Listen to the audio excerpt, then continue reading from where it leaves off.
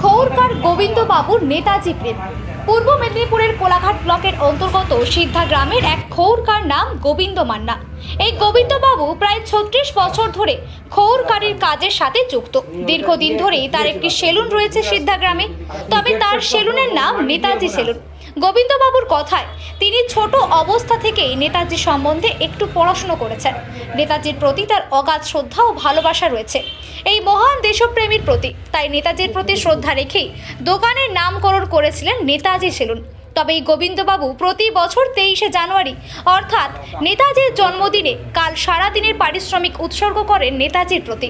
অর্থাৎ এতদিন যারা চুল দাড়ি কাটতে আসেন সেলুনে, তাদের কাছ থেকে একটি পয়সাও নেন না গোবিন্দবাবু। পাশাপাশি এই দিন দোকান খুলেই প্রথমে তার মতো করে নেতাজিকে মালা পরিয়ে শ্রদ্ধা জ্ঞাপন করেন এই খৌরকার।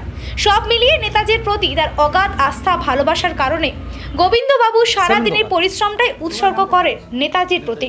তার এই নেতাজি প্রীতিতে খুশি পার্শ্ববর্তী দোকানদার সহ গ্রামবাসীরা। নেতাজির এটা পালন করে, জন্মদিবস পালন করে প্রত্যেক বছর।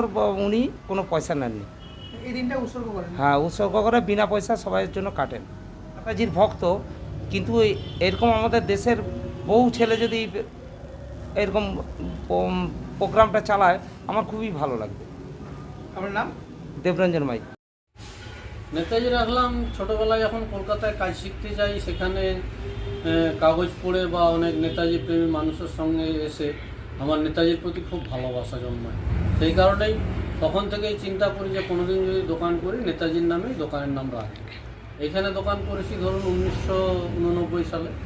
সেই দিকেই পুরো এই দিনটা সেই থেকে এই দিনটা পুরো ফ্রি থাকে আমার। মানে সারাদিন যা চুলদারি কাটেন? সারাদিন যা চুলদারি কাটি, কারো কাছে এক পয়সাও নেই।